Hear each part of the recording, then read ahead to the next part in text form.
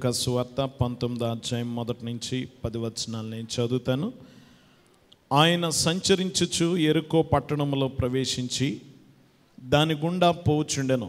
ఇదిగో సుంకపు గుత్తదారుడును ధనవంతుడునైన జక్కయ్యను పేరు గల ఒకడు యేసు ఎవరో అని చూడగోరెను గాని పొట్టివాడైనందున జనులు గుంపు కూడి ఉండుట వలన చూడలేకపోయినా. అప్పుడు యేసు ఆ త్రోవను రానయుండెను గనుక అతడు ముందుగా పరిగెత్తి ఆయనను చూచుటకు ఒక మేడి చెట్టెక్కెను. యేసు ఆ చోటికి వచ్చినప్పుడు కన్నులెత్తి చూచి, జక్కయ్య, త్వరగా దిగుమో, నేడు నేను నీ ఇంట నుండవలసి ఉన్నదని అతనితో చెప్పగా అతడు త్వరగా దిగి సంతోషముతో ఆయనను చేర్చుకొనెను. అందరూ అది చూచి ఈయన పాపి అయిన మనుషుని యొద్ద బస చేయ వెళ్ళనని చాలా సణుగుకొనిరి. జక్కయ్య నిలవబడి, ఇదిగో ప్రభువా, నా ఆస్తిలో సగం బేదలకిచ్చుచున్నాను. నేనెవని యొద్ద నైనను అన్యాయముగా దేనినైనను తీసుకొని ఎడల అతనికి 4 అంతలు మరలా చెల్లింతునని ప్రభుతో చెప్పిన. అందుకేసు ఇతడును అబ్రహాము కుమారుడే, ఎందుకనగా నేడు ఈ ఇంటికి రక్షణ వచ్చి ఉన్నది. నశించిన దానిని వెదికి రక్షించుటకు మనుష్య కుమారుడు వచ్చునని అతనితో చెప్పాను. ప్రార్థించుకుందాం, మోకరించుకుందాం అందరం కూడా. మహోన్నతుడా, దయగలిగిన దేవా, వాక్యమైన మా తండ్రి, నీకు వందనాలు. దేవా, నిన్ను కలుసుకుని నా చాలామంది మనుష్యులను మేము కలుసుకుంటూ ఉన్నాం నీ వాక్యము గుండా. వారి జీవితాల్లో ఉన్న అనుభవాలను, మా జీవితంలో ఉన్న అనుభవాలను సరిచూసుకుంటున్నాం ప్రభా. వారు నిన్ను కలుసుకున్నట్టు ద్వారా ఎంత గొప్ప మేలు, సంతోషము, సమాధానము, నిత్య జీవము, రక్షణ పొందుకున్నారు. మేమును నిన్ను కలుసుకున్న మా జీవితాల్లో ఇవన్నీ అనుభవించుటకు సహాయము దయచేయము. నీ ఆత్మ సహాయము ఈ వాక్యము మా జీవితంలో ఇమిడిపోవడానికి, ఈ వాక్యం మా జీవితంలో ఫలించుటకు, ఈ వాక్యమును బట్టి మేము బలపడుటకు, ఈ వాక్యమును బట్టి కనులు తెరవబడిన వారమై ఈ లోకమందు సత్యమందు జీవించినట్లు కృపను అనుగ్రహించమని యేసు నామమున వేడుకొనుచున్నాం తండ్రి. దేవుని సన్నిధిలో ఉన్న ప్రియ విశ్వాసులారా, క్రీస్తు యేసు యొక్క దివ్య దీవెన మనలో ప్రతి ఒక్కరికి ప్రభు అనుగ్రహించును గాక. దేవుని సన్నిధిలో ఉన్న ప్రియ విశ్వాసులారా, కొద్ది వారాలుగా మనం అనేక మంది ప్రభువుని ఎదుర్కొన్న సామాన్య మనుషుల్ని మనం కలుసుకుంటున్నాం. గత 3 వారాలు కూడా ఆరోహణ, పెంతుకొస్తు, త్రిత్వాది వారాలను బట్టి ఇవి మనం చూడలేదు. కానీ ముందు వారాల్లో మనం కలుసుకున్నాం చాలామంది ప్రభుని ఎదుర్కొన్న మనుషుల్ని. ఈరోజు ఇంకొక వ్యక్తి, ఒక అనామకుడు, జక్కయ్య అనబడిన ఒక అనామకుడు ప్రభుని కలుసుకునే విధంగా రక్షింపబడ్డాడు. ఆయన జీవితంలో ఉన్న అనుభవాలు ఒక్కసారి మనము గమనిద్దాం. ఈరోజు ప్రభుని కలుసుకున్న వారి జీవితాల్లో ఎలాంటి గొప్ప వెలుగు నింపబడిందో, వారి జీవితంలో ఎంతగా ఉద్ధరింపబడ్డావో మనం చూడవచ్చు. ఇది బైబిల్ గ్రంథంలో ప్రతి ఒక్కరికి తెలిసిన కథ, జక్కయ్య కథ. ఏం పేరు? జక్కయ్య. ఇది చిన్న బిడ్డల దగ్గర నుంచి అందరికీ బాగా తెలిసిన కథ. దేవుని బిడ్డరా, చాలామంది ఇష్టపడే కథ. చక్కగా పాడుకుంటారు పిల్లలు. మేడు చెట్టు పైకి ఎవరికెను అని చక్కగా పాడుకుంటూ ఉంటారు కదా. జక్కయ్య పాట చిన్నపిల్లలందరూ చక్కగా వింటారు. ఆ కథ ప్రతి వారు కూడా ఇష్టపడతారు. ఈ కథను మనం ధ్యానం చేసుకుందాం. దేవుని బిడ్డరా, ఇందులో చాలా పాఠాలు ఉన్నాయి. ఈరోజు 5 పాఠాలు ధ్యానం చేద్దాం ఈ జక్కయ్య కథలో నుంచి. ఈ పాఠాలు మనందరి బ్రతుకులు కూడా నేర్చుకోవాల్సిన పాఠాలు, తెలుసుకోవాల్సిన సత్యాలు, నడవలసిన మార్గాలు ఇవి. కాబట్టి ఇవి జాగ్రత్తగా ధ్యానం చేద్దాం. మొదటి 2 వచనాలు చదువుకుందాం. ఆయన సంచరించుచు యెరికో పట్టణములో ప్రవేశించి దాని గుండా పోచుండెను. ఇదిగో సుంకపు గుత్తదారుడును ధనవంతుడైన జక్కయ్య అను పేరు గల ఒకడు. దేవుని సంగమా గమనించండి, ఇక్కడ మొదటి పాఠం ఏమిటి మొదటి 2 వచనాల్లో అంటే, డబ్బుతో కొనలేనివి కొన్ని ఉన్నవి. చెప్పండి ఏంటి? డబ్బుతో కొనలేనివి. ఈ 2 వచనాలు కూడా జాగ్రత్త ధ్యానం చేద్దాం. యేసు యెరికో పట్టణానికి వచ్చాడు. యెరికో అనబడనేది చాలా ముఖ్య పట్టణం ఇశ్రాయేలు దేశంలో. ఎవరైనా సరే యెరూషలేం వెళితే యెరికో పట్టణాన్ని చూడకుండా వెళ్ళరు. మేము కూడా యెరూషలేం వెళ్ళినప్పుడు యోర్దాను ప్రాంతం నుండి మొదట ఇశ్రాయేల్ వాగ్దాన దేశంలో అడుగుపెట్టేది ఎక్కడంటే ఈ యొక్క యెరికో పట్టణంలో. యెరికో చాలా ముఖ్య పట్టణం ఇశ్రాయేలీలకి. ఇది మనందరము ఎరుగుదుమో, ఇశ్రాయేలీలు ఐగుప్తు దేశంలోకి వెళ్ళినప్పుడు ఈ పట్టణం శపింపబడింది. ఈ పట్టణము శపింపబడింది. దీని చుట్టూ ఉన్న కోటలు కూల్చబడ్డాయి. బోరలో ఊదినప్పుడు అవి కూలిపోయి అందులో ఏది ముట్టుకోకుండా పూర్తిగా కాల్చివేయబడింది ఈ పట్టణం. అయితే యేసు ప్రభు కాలానికి ఇది చాలా ముఖ్య పట్టణం. ఇదేమి శాపగ్రస్తమైన పట్టణముగా ఆ కాలానికే కనబడదు. అది చాలా ముఖ్య పట్టణము. ఇశ్రాయేల్ ముఖ్యమైన నగరాల్లో అదొక నగరం. యోర్దాన్ నది దాటగానే 6 మైళ్ళ దూరంలో ఉంటుంది ఈ పట్టణం. ఇది వ్యాపారానికి, వ్యవసాయానికి, చాలా పరిశ్రమలకి అన్నిటికీ కూడా కేంద్రము ఈ యెరికో పట్టణం. ఇది చాలా ముఖ్య నగరము. యేసుక్రీస్తు కాలంలోనే రోమీయులకి ఇది ముఖ్యమైన పట్టణం. రోమా రాజుగారు గమనించండి, ఈ మార్క్ యాంటోనీ అనే ఒక రాజు తన క్లియోపాత్ర అని ఒక చాలామంది వినుంటారు, ఆవిడికి ఈ నగరాన్ని గిఫ్ట్గా ఇచ్చాడట. అంత ముఖ్యమైన పట్టణం. తర్వాత ఆవిడ అమ్మేసుకుంది ఈ పట్టణాన్ని. అంత ముఖ్యమైన పట్టణం ఇది. హేరోదు రాజు యేసు ప్రభు కాలంలో ఇక్కడ వేసవి రాజభవనాన్ని కట్టుకున్నాడు. అలాగే ఇక్కడ హిప్పోడ్రోమ్ అనే ఒక పెద్ద భవంతిని కూడా కట్టాడు. ఇక్కడ దానికి అంత ప్రాధాన్యత ఉంది. ఈ యొక్క యెరికో నగరానికి చాలా ప్రసిద్ధి కలిగిన పట్టణం. ఇక్కడ ఒక రకమైన బాల్సమ్స్ అనే ఒక పంట పండుతుంది. అది చాలా గొప్ప పరిమళ ద్రవ్యము, ఎక్కువగా అమ్ముడిపోయే పరిమళ ద్రవ్యం. అది ఇక్కడి నుంచే వెళుతుంది. అలాగే ఇక్కడ ఖర్జూరపు చెట్లు బాగా పెరుగుతాయి. ఇశ్రాయేల్ దేశం మేము వెళ్ళినప్పుడు ఖర్జూరపు పళ్ళు మేమందరం తీసుకున్నది ఎక్కడంటే యెరికో పట్టణంలో. ఒక్కొక్క ఖర్జూర పండు మన చేతులు సరిపోదు, అంత పెద్ద పెద్ద పళ్ళు ఆ ఖర్జూర పళ్ళు ఉంటాయి. మన ఈత పళ్ళు ఎంతెంత ఉంటాయి, అక్కడ ఈతపండు అరచెయ్యి అంత ఉంటుంది, నీ చేతిలో సరిపోదు అంత ఉంటుంది. చాలా సారవంతమైన నేల అది. అక్కడి నుంచే మొత్తం అన్ని దేశాలకు కూడా ఈ ఖర్జూర పళ్ళు ఎక్కువగా వెళుతూ ఉంటాయి. చాలా ప్రసిద్ధి పొందింది. గమనించండి, ఇక్కడ ఇది చాలా ఉన్నతమైన పట్టణం. ఇశ్రాయేల్ చుట్టుపక్కల అన్నిటికీ కూడా ఇది గొప్ప రవాణా కేంద్రముగా ఈ పట్టణం ఉంటుంది, వ్యాపార కేంద్రముగా ఉంది. దేవుని బిడ్డలారా, మనం చూస్తే యేసు ప్రభు కాలంలో ఇది గొప్ప పట్టణం యెరికో అనేది. ఇక్కడ చాలా వ్యాపారస్తులు, గొప్ప గొప్ప వారందరూ ఈ పట్టణంలో ఉండేవారు. దేవుని బిడ్డలారా, ఇది యేసు ప్రభు కాలానికి ఇది శపింపబడిన పట్టణంగా మనకి ఎంత మాత్రం కనబడదు. అప్పటికే అది చాలా ముఖ్యమైన పట్టణం. దేవుని బిడ్డలారా, కాబట్టి ఈ పట్టణానికి ప్రభు వచ్చాడు, యెరికో పట్టణానికి. యేసు యెరికోకు చాలాసార్లు వచ్చాడు. ఆయన 3.5 సంవత్సరాల సేవా జీవితంలో చాలా మార్లు యెరికో పట్టణానికి వచ్చాడు.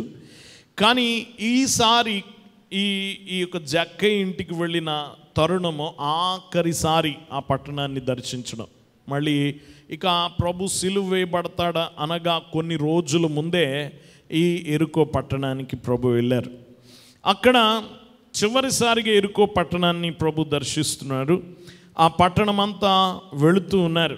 దేవుని బిడ్డలారా, విస్తారమైన ప్రజలు ఆయన వస్తున్నప్పుడు, ఇదేమి సేవ ప్రారంభం కాదు, ముగింపు దినాలు. 3.5 సంవత్సరాల్లో ఆయన ఖ్యాతి విశేషముగా విస్తరించింది. ఆయన వెంట విస్తారమైన ప్రజలు ఉన్నారు. ఈ గలిలయ ప్రాంతం నుండి వచ్చిన గొప్ప బోధకుడి బోధ వినడానికి, ఆయన చేసే సూచక్రియలు చూడడానికి, ఆయన అంగీ తాకడానికి, ఆయన వింతలు చూడడానికి చాలా రకాల ప్రజలు విపరీతంగా ఆయన వెంట వస్తున్నారు. ఇరుకో పట్టణంలో కిక్కిరిసిపోయిన ఆ దారుల గుండా ప్రభు వెళుతూ ఉన్నారు. గమనించిన అన్ని వైపుల ప్రజలే. ఈ ప్రజలు మధ్య గమనించండి, అనేక మంది ఎరుకో పట్టణమంతా కదిలొచ్చింది యేసుని చూడడానికి. ఆ రోజు అన్ని రకాల ప్రజలు ఆయన్ని చూడడానికి వచ్చారు. అందులో అతి భయంకరమైన, అతి ద్వేషింపబడే ఈ యొక్క జక్కయ్య కూడా వచ్చాడు యేసుని చూడడానికి. గమనించండి, ఈ యొక్క అందరి చేత ద్వేషింపబడే ఈ జక్కయ్య కూడా అక్కడికి వచ్చాడు. ఆ రోజుల్లో ఈ పన్ను వసూలు చేసేవారిని చాలా ఎక్కువగా ద్వేషించేవారు. దేవుని బిడ్డలారా గమనించండి, ఇశ్రాయేలు పట్టణమును, ఈ ఇశ్రాయేలు దేశాన్ని రోమీయులు పరిపాలిస్తున్నారు. బలవంతంగా వారు పన్ను వసూలు చేసేవారు. పన్ను వసూలు చేయడమే వాళ్ళ ప్రధానమైన లక్ష్యం. కాబట్టి ఈ ఇశ్రాయేలు దేశాన్ని 3 రకాలుగా విభజించారట పన్ను వసూలు చేయడానికి. 3 కేంద్రాలు గమనించండి. 1 కైసరయ, 2 కపెర్నహూము, 3వది యెరికో. కైసరయ, కపెర్నహూము, యెరికో, ఈ 3 కేంద్రాలు అన్నమాట.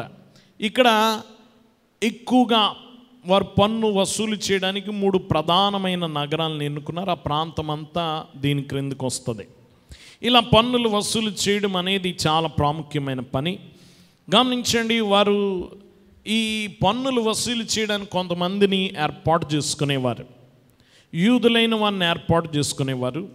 వారి పని ఏమిటంటే సంవత్సరానికో లేకపోతే ఇన్ని నెలలకో ఇంత టార్గెట్ ఇచ్చి ఆ సొమ్ము సమకూర్చి ఆ రోమీలకి కట్టాలి. ఇన్ని నెలలకి ఇంత అని కట్టాలి తప్పనిసరిగా. నువ్వు ఏం చేస్తావో, నువ్వు పడతావో, లేస్తావో, కొడతావో, ముక్కుపిండి వసూలు చేయాలి. పన్ను ఏం చేయాలి? వసూలు చేయాలి. పన్ను వసూలు చేయడం వారి పని. గమనించండి, ఈ పన్ను వసూలు చేసే వారికి కొందరు సైనికులను అప్పగించేవారు రోమీయులు. వీరు సైనికుల్ని తీసుకువెళ్ళి వారిని బలవంతంగా వారి చేత ఆ పన్ను కట్టించుకునేవారు అన్నమాట. ఇది వారి యొక్క పని. అయితే ఈ జక్కయ్య ఎవరంటే, ఇతని పేరు 2 రకాలుగా చెప్తున్నాడు. సుంకపు గుత్తదారుడును ధనవంతుడైన జక్కయ్య.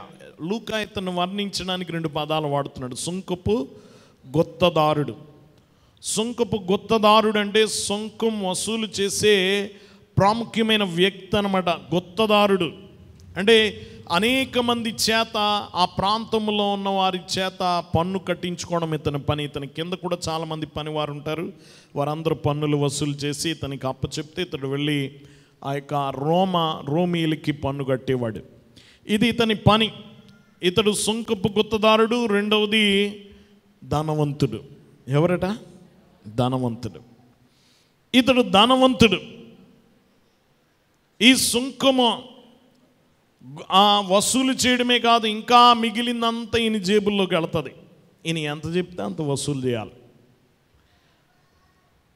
కట్టాల్సింది కట్టి మిగతాది ఇతని జేబుల్లో నింపుకునేవాడు. ఆ విధంగా ధనవంతుడయ్యాడు ఇతడు. చాలా ఒత్తిడి చేసి బెదిరించి వారి చేత పన్ను వసూలు చేసేవారు. వారికి జక్కయ్య అధిపతి. ఆ పన్ను వసూలు చేసే వాళ్ళందరికీ హెడ్ అనమాట. ఒక రకంగా చూడండి, కొన్నిసార్లు ఉంటారు ఇన్కమ్ ట్యాక్స్ కమిషనర్లు ఉంటారు. అలాంటి వాడు అనమాట. ట్యాక్స్ వసూలు చేయడం ఈ కమిషనర్ లెక్క. ఇతనికి చాలామంది సైనికులను చెప్తారు. వారి చేత బలవంతంగా వారి సొంత జనాంగం దగ్గర పన్ను వసూలు చేయడం ఇతని పని. దేవుని బిడ్డలారా, మనం చూస్తే ఈ జక్కయ్య అందరి చేత ద్వేషింపు. పన్ను కట్టించుకునే ఎవడు ఇష్టపడతాడు కదా? మన దేశంలో పన్ను, ఇన్కమ్ ట్యాక్స్, మనకి ఇన్కమ్ ట్యాక్స్ అనేది మనకు ఎలా తెలిసి, ఇన్కమ్ ట్యాక్స్ రైడ్ అనే దాన్ని బట్టి ఎక్కువ తెలుస్తుంది. రైడ్ అంటే ఇడు కట్టలేదు బలవంతంగా ఆడి ఇంటి మీద బట్టి నీ లెక్కలన్నీ చూపించమంటారు. ఇన్కమ్ ట్యాక్స్ రైడ్లు అంటారు కదా. సహజంగా మన దేశంలో ఎక్కువగా స్వతహాగా స్వతంత్రంగా వెళ్ళి ట్యాక్స్ కట్టరు. అమెరికా దేశంలోనట మొత్తం బార్లు తీరి మరి కడతారట. మనం ఓటుకి ఎలా నిలబడ్డామో అలా కడతారట ఎదురెళ్ళి. వాళ్ళ దేశభక్తి ఏంటంటే ట్యాక్స్ కట్టడమే దేశభక్తి అనమాట. మన దేశభక్తి ఏంటంటే మనం చాలా ఎమోషన్గా సెల్యూట్ చేసి మేము చాలా దేశభక్తులు అనుకుంటాం మనం. కానీ వాళ్ళు అలా కాదు, నిజంగా వెళ్ళి ట్యాక్స్ కడతారు, ఎదురెళ్ళి కడతారట. గవర్నమెంట్ అడగకుండానే కడుతుంది. కాబట్టి వాళ్ళు చాలా దేశాన్ని ప్రేమిస్తామని చెప్పడానికి ట్యాక్స్ కరెక్ట్గా కడతా ఉంటారు అనమాట. కాబట్టి అలాగా ఈ రోమీయుల దగ్గర అంత స్వతంత్రంగా స్వేచ్ఛగా కట్టరుగా, స్వదేశం కాదు అది. వీరు రోమీయులు రోమా పట్టణం నుంచి బలవంతంగా దేశాన్ని ఆక్రమించుకొని పన్ను కట్టించుకున్నారు కనుక ఎవరు ఇష్టంగా కట్టేవారు కాదు, బలవంతంగా లాక్కునేవారు. కాబట్టి వారు ఇలాంటి వారిని ఇష్టపడేవారు కాదు, ద్వేషించేవారు. ఈ జక్కయ్య ద్వేషింపబడడానికి 3 కారణాలు ఉన్నాయి, అందరి చేత ద్వేషింపబడ్డానికి. ఒకటి, అతడు పన్నులు వసూలు చేసేవాడు. ఎవరితడు? బలవంతంగా పన్నులు వసూలు చేసేవాడు. దాన్ని బట్టి ఇతన్ని ఇష్టపడేవారు కాదు. దేవుని బిడ్డలారా, ఒక కథ చెప్తూ ఉంటారు. ఒకసారట ఒకడు చాలా ఒక బలమైన వాడు, యోధుడు అనమాట. అతడు పోటీ పెట్టాడట. నేను ఒక సవాల్ విసురుతాను, ఆ సవాల్కి ఎవరైనా చేయగలిగితే వారికి కొన్ని లక్షల రూపాయలు ఇస్తానన్నట.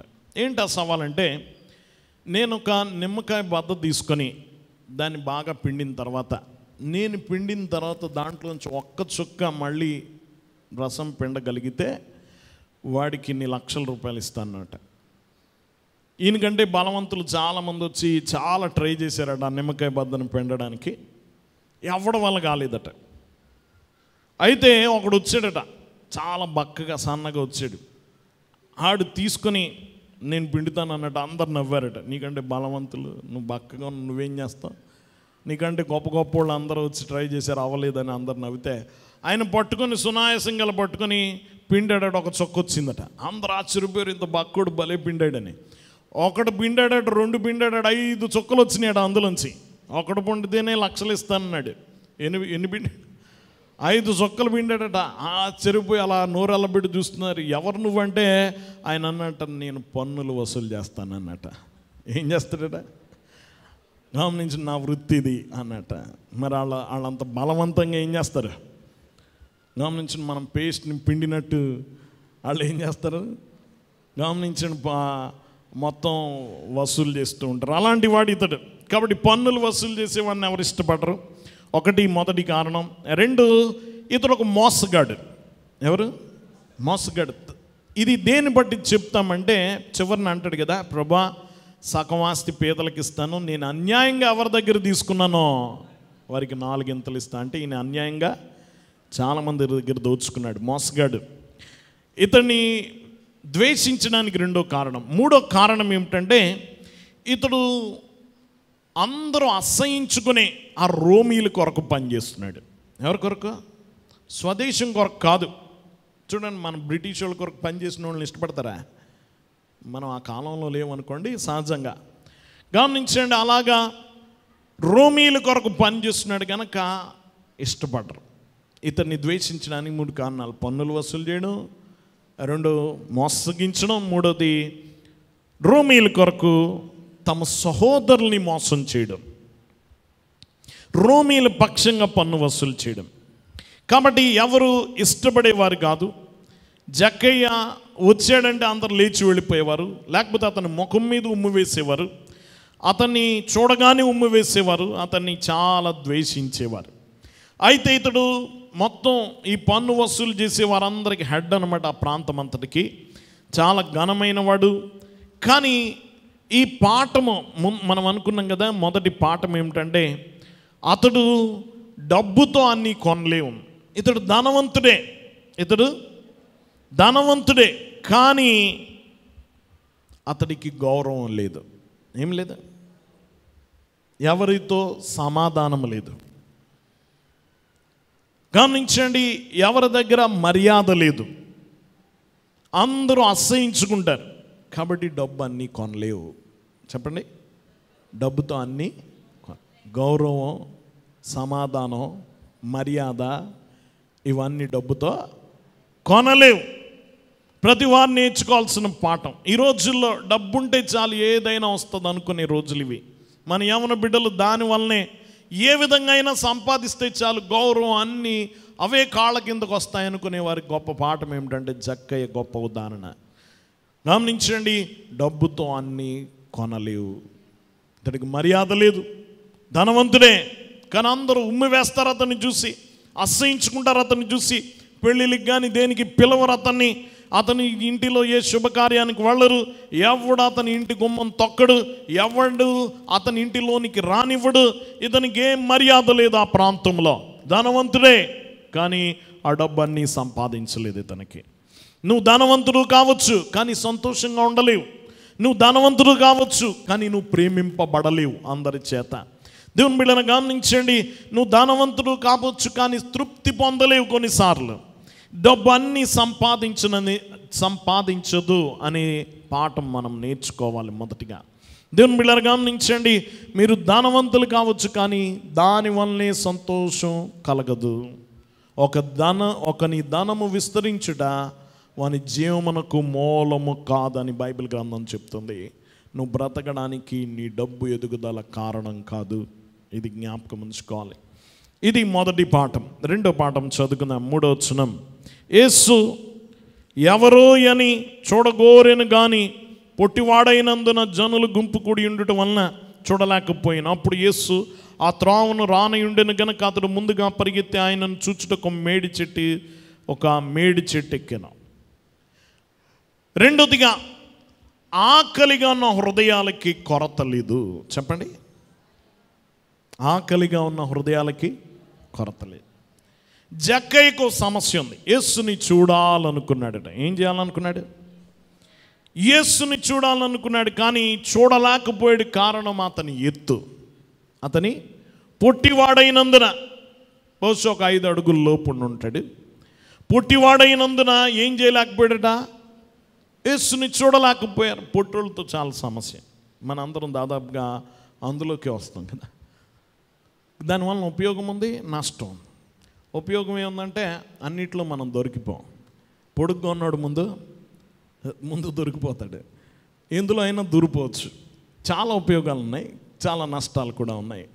కాబట్టి గమనించండి, కాబట్టి ఇతడు పొట్టివాడైనందున చూడలేకపోయాడట. పోనీ చూద్దామని దూరుదామంటే దగ్గరికి రానాడు. పోనీ ఎవరో దూరుతున్నాడు. బాబు కొంచెం పక్కకు లేకు, నేను లోపలికి వెళ్తానంటే పక్కకు తప్పుకున్నాడు. జక్కయ్యని చూసి బయటికి బాగుంటాడు. ఎవరతడు? జక్కయ్య. అతను ఎవడు రానివ్వడు, ముట్టుకోనివ్వడు. బయటికి పోమ్మని గెంటేస్తున్నారు. ఎవడు దగ్గరికి రానివ్వట్లే, చేరనివ్వట్లే, అసహించుకుంటున్నారు, దూరం పెడుతున్నారు. అతని వల్ల కాదు యేసుని చూడడం, దూరి చూడడం. పోని పైనుండి చూద్దామంటే అతని ఎత్తు సహకరించట్లే. కాబట్టి అతను ఏం చేశాడంటే పరిగెత్తుకుని వెళ్ళాడు. ఆ దారిలో ప్రభు వస్తున్నాడని ఒక మేడి చెట్టు ఎక్కాడట. ఏం చెట్టు? మేము ఇశ్రాయేల్ దేశం వెళ్ళినప్పుడు ఒక మేడి చెట్టు కూడా చూపించారు. బహుశా ఆ కాలంది కాకపోవచ్చు, కానీ అదే ప్రాంతం. ఆ మేడి చెట్టు యొక్క విత్తనాల్లో నుంచి ఇది వచ్చిందని చెప్తారు. కానీ గమనించిన మొత్తానికి మేడి చెట్టు ఎక్కాడు. సిక్కమోర్ ట్రీ అంటారు. ఆ చెట్టు ఎక్కాడు. ఆ చెట్టు ఎక్కి ప్రభు కొరకు ఎదురు చూస్తున్నాడు. దేవుని వాక్యం వింటున్న వాళ్ళారా, జాగ్రత్త గమనించండి. అతడు చెట్టు ఎక్కాడు. ఎందుకు? ప్రభుని చూడాలనుకున్నాడు. ఎందుకు చూడాలనుకున్నాడు? ప్రతిసారి మనం చూడాలనుకుంటున్నాడు అనుకుంటాం, కానీ ఎందుకు అని ప్రశ్న వేసుకుందాం. ఎందుకు యేసుని చూడాలి? నీకేం తక్కువ? డబ్బు లేదా? డబ్బు ఉంది. ఆరోగ్యం లేదా? ఆరోగ్యం ఉంది. ఇంట్లో సుఖాలు లేవా? ఏం తక్కువ వచ్చాడు? అతడికి ఏమీ కొరత లేదు. ఇంక యేసు ఎందుకు? దేవుని బిడ్డలారా, యేసుని చూడాల్సిన పని ఏమిటి ఇతనికి?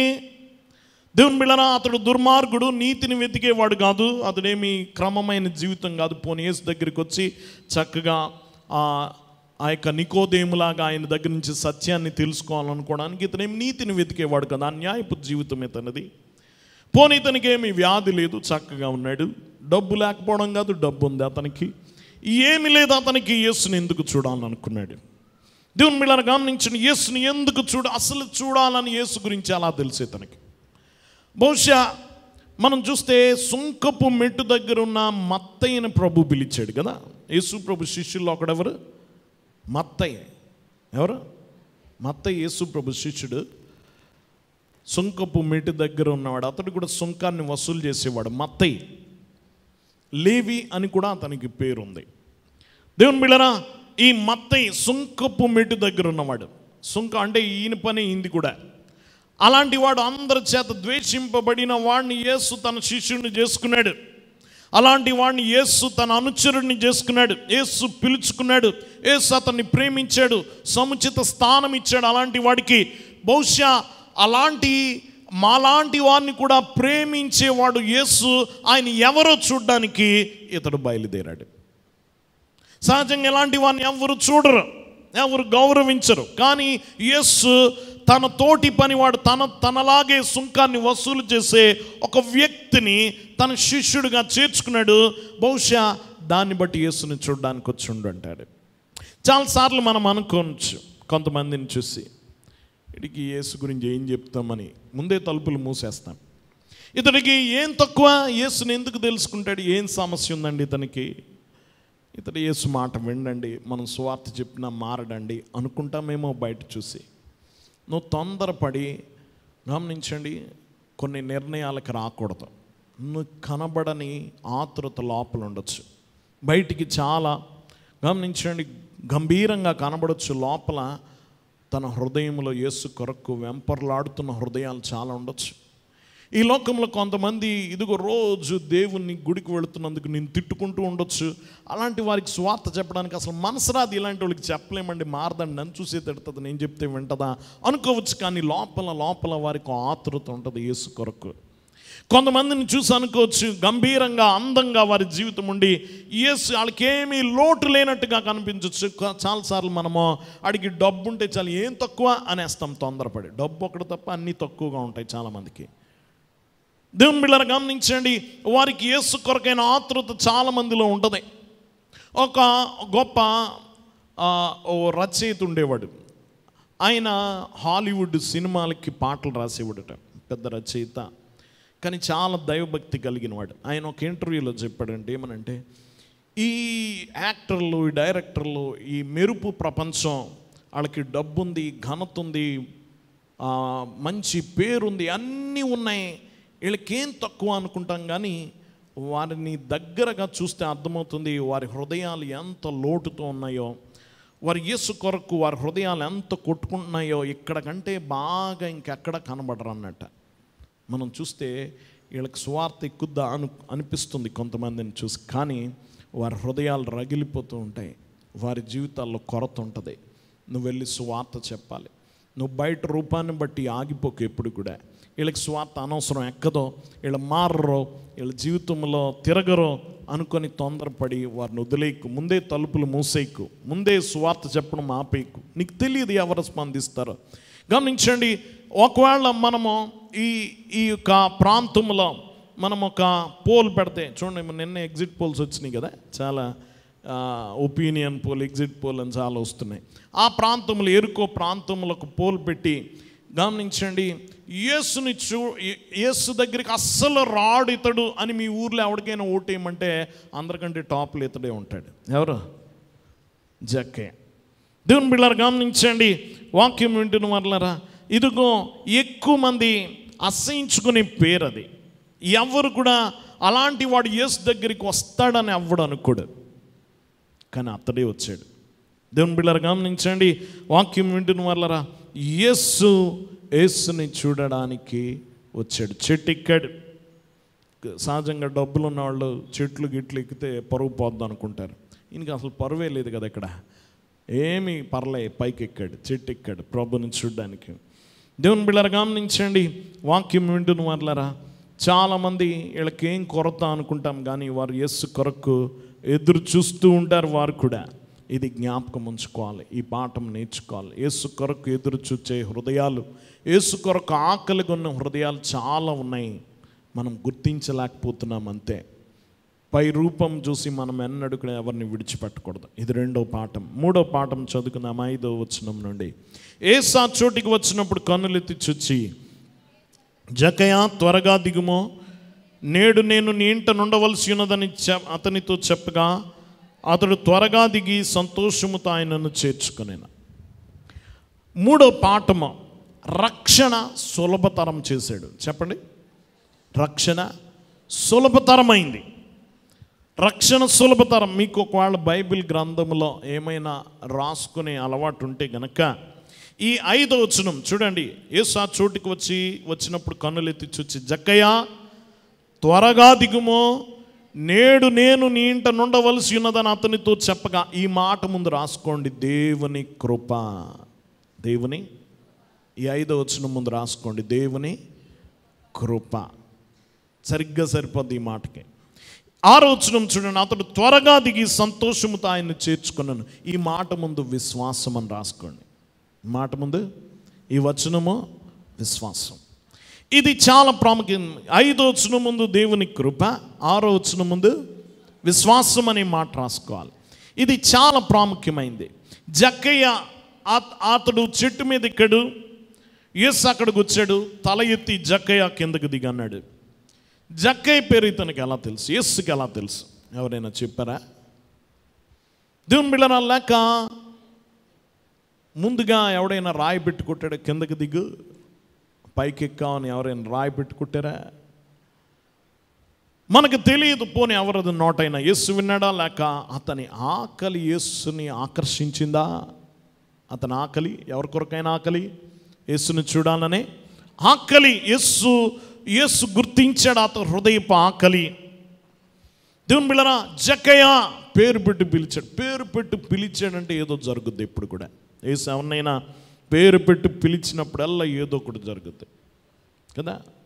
మోషే మోషే అని పిలిచాడు పొదల నుంచి. ఏమైపోయాడు మోషే?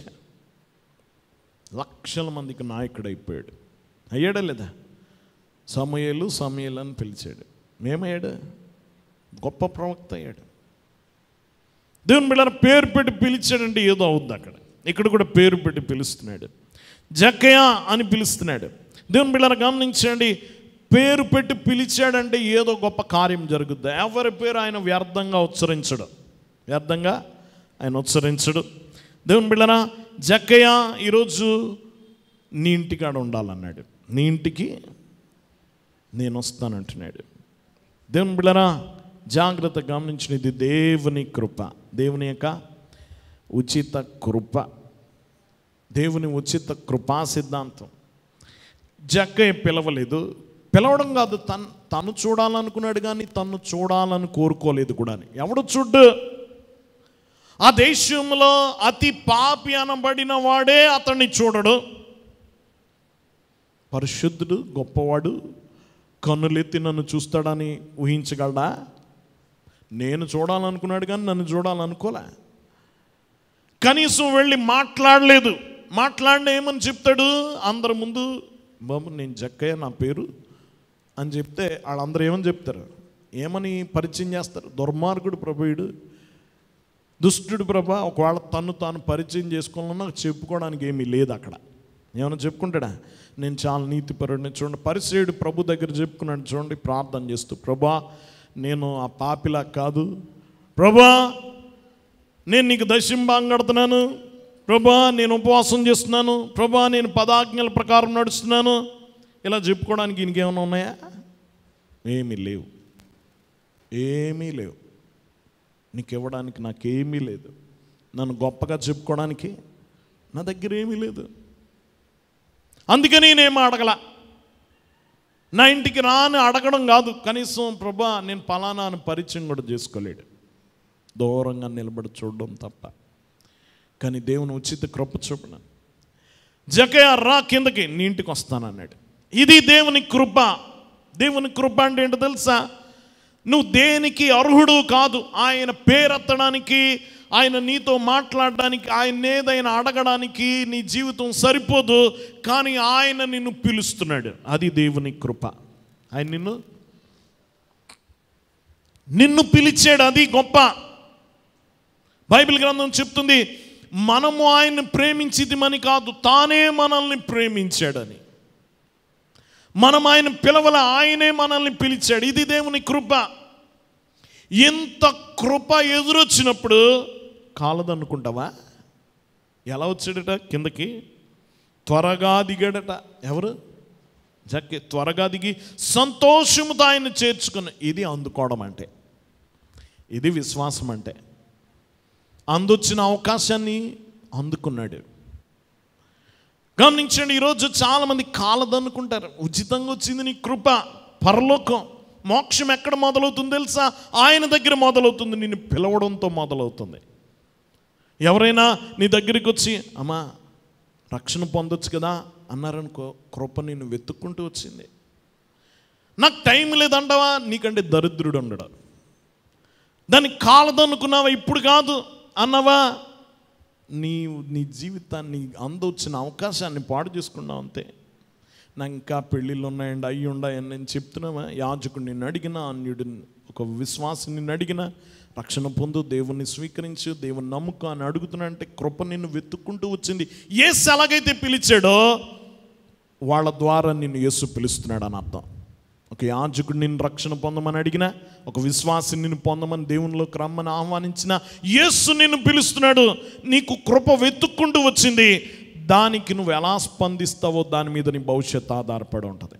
ఇతడు ఎలా స్పందించాడు? త్వరగా దిగాడట, సంతోషంగా తీసుకెళ్ళాడట ఇంటికి. గమనించండి, ఇదిగో ఎదురొచ్చిన అదృష్టం అన్నమాట. ఇంటికి తీసుకువెళ్ళాడు. నువ్వు ఎలాగ స్పందిస్తున్నావు? దేవుని కృప సులభతరం, ఎంత ఈజీగా కదా. నువ్వు దాని కొరకు ఇతడేమి తపస్సు చేయలే, దాని కొరకు ఇతడేమి ప్రయాసపడలే, ఆ పరలోకం కొరకు ఇతడేమీ ప్రయాసపడలే. ఎదురొచ్చింది అవకాశం, యేసే పిలిచాడు. దేవుని కృప ఎంత గొప్పది, సులభతరమా కదా. ఓ భక్తుడు రాస్తాడు, దేవుని ప్రేమ ఇదిగో ప్రియులారా నన్ను తెలియరే, కేవలము నమ్ముకొనినా, కేవలము నమ్ముకుంటే చాలు పరలోకం నీకు దక్కుతుంది. ఈజీ అయిందా లేదా? నిన్నేమన్నా తలకిందులుగా తపస్సు చేయమన్నాడా? ఒంటికాల మీద తపస్సు చేయమన్నాడా? నిద్రాహారాలు మనసి నిన్ను ఏమైనా చేయమన్నాడా? ఉచితంగా వచ్చింది నీకు రక్షణ. ఈ రక్షణను బట్టి దేవుని స్తుతించావు ఎప్పుడైనా? ఎంత ఉచితంగా, ఎంత సులభతరంగా, నువ్వే ప్రయాస లేకుండా ఊరికినే మోక్షానికి వెళ్ళిపోతున్నావే. అది యేసు కృప కాదా? ఆ కృప నువ్వు ఎలాగ స్పందిస్తున్నావు దానికి ఈ లోకం తెలుసుకోవాలి. ఇతడు ఏమీ వెనుదిరగల, సంతోషంగా తీసుకెళ్ళిపోయాడు. దేవుని బిడ్డలారా గమనించండి, మోక్షము, పరలోకం అక్కడే మొదలవుతుంది. ఆయన పిలుపుతో మొదలవుతుంది. యేసు నిన్ను రమ్మన్నాడా? అన్నీ వదిలి పరిగెత్తుకొచ్చాయి. గమనించండి, పరిగెత్తుకొచ్చాడు. అయ్యో నేను సరిపోను అంటావా? జక్కయ్య సరిపోడు. అయ్యో నేను చెడ్డ వ్యక్తిని అంటావా? జక్కయ్య కూడా చెడ్డ వ్యక్తే. అయ్యో నేను వెలివేయబడిన వాడిని అంటావా? జక్కయ్య కూడా వెలివేయబడిన వాడే. యేసు అతన్ని పిలిచాడు, నిన్ను పిలిచాడు. యేసు ఎంచుకున్న వ్యక్తి, యేసు ఎన్నుకున్న వ్యక్తులు మనము. దేవుని బిడ్డలారా, రక్షణ సులభతరమైపోయింది. ఏమైపోయింది? సులభతరం. దేవుని బిడ్డలారా, ఈరోజు లోకమంతటా వివరించి చెప్తున్నాం, అందరికీ ప్రకటిస్తున్నాం, నమ్ముకోండి, యేసు నమ్ముకోండి. ఇది చాలా సులువుగా వస్తుంది. మోక్షం సులువుగా వస్తుంది. నమ్ముకుంటే చాలు, యేసు నమ్ముకుంటే చాలు మోక్షం వస్తుందని అందరికీ చెప్తున్నాం. పరిగెత్తుకుని వెళ్ళి చెప్తున్నాం, వివరించి చెప్తున్నాము, సువార్త చెప్తున్నాం. ఎందుకంటే ఇంత మంచి అవకాశం పోగొట్టుకుంటే నిన్నెవడరా నరకం నుంచి కాపాడేది? దేవుని బిడ్డలారా, పౌలు అంటాడు, ఇదిగో ఇంత గొప్ప రక్షణ అలక్ష్యం చేస్తే ఎలా తప్పించుకుంటావు? నువ్వు ఎలా తప్పించుకుంటావు నరకాన్ని? ఈ కృపను సద్వినియోగం చేసుకోకపోతే, అందిపుచ్చుకోకపోతే, టక్కన అది అందగానే జేబులో వేసుకోకపోతే నీకంటే దురదృష్టవంతుడు ఉండడు కదా. మనందరం ధన్యులం, పుచ్చుకున్నాం కదా. పైనుండి పెద్ద వజ్రం పడుతుంది, దెబ్బ తగులుద్దని పక్క తప్పుకుంటావా? చెప్పాలి, ఏం చేస్తా? మొత్తం ఓడిపట్టేస్తా కదా, చీరబట్టేస్తా. ఎందుకు? పడిపోకూడదు. ఈ రక్షణ కూడా అంతే. వెంటనే పట్టుకున్నాడు, ఏమి అలక్ష్యం చేయలే. ఓ భక్తుడు పాట రాస్తాడు ఇంగ్లీష్లో, నా చేతిలో ఏమీ లేదు నీకు ఇవ్వడానికి, నీ సిలువను పట్టుకొని ఏలాడుతున్నాను అంతే. ఏం పట్టుకొని? నీ సిలువు పట్టుకొని ఆలాడుతున్నా, నీకు ఇవ్వడానికి ఏమీ లేదు, నీ సిలువు ద్వారా నన్ను రక్షించాలన్నాడు. దేవుని బిడ్డలారా, రక్షణ చాలా సులభతరం. ఆయన పిలుపే రక్షణ. దాన్ని స్పందించడమే ఆ రక్షణ పొందుకోవడం. దాన్ని సానుకూలంగా స్పందించడమే ఆ రక్షణ అందుకోవడం. దేవుని బిడ్డలారా, ఇది మూడవది. నాలుగో సత్యం గమనించిన 7-8 వచనాలు చదువుకున్నాను. అందరూ అది చూచి ఈయన పాపి అయిన మనుషుని యొద్ద బస చేయ వెళ్ళెనని చాలా సణుగుకొనిరి. జక్కయ్య నిలవబడి, ఇదిగో ప్రభువా, నా ఆస్తిలో సగం బీదలకు ఇచ్చుచున్నాను. నేనెవని యొద్దనైనా నా న్యాయముగా దేన్నైనా తీసుకుని ఎట్లా అతనికి 4 అంతలు మరలా చెల్లింతునని ప్రభుతో చెప్పాను. నాలుగోది గమనించండి, ప్రభు కోసం డబ్బు తీసుకున్నాడు. ప్రభు కొరక, ఎవరి కోసం? జక్కయ్య దిగొచ్చాడు, ప్రభుని సాదరంగా ఆహ్వానించాడు, తీసుకెళ్ళిపోయాడు. దేవుని బిడ్డలారా, ప్రభుని సంతోషంగా తీసుకెళ్ళాడు ఇంటికి. 6-7 వచనాల మధ్య ఒక రకంగా వాళ్ళిద్దరు కూర్చొని భోజనం చేసి ఉండాలి. ఎక్కడ, ఎవరితో కూర్చొని భోజనం చేస్తున్నాడు ప్రభు? సుంకం వసూలు చేసే గుత్తదారుడితో ప్రభు కూర్చొని భోజనం చేశాడు.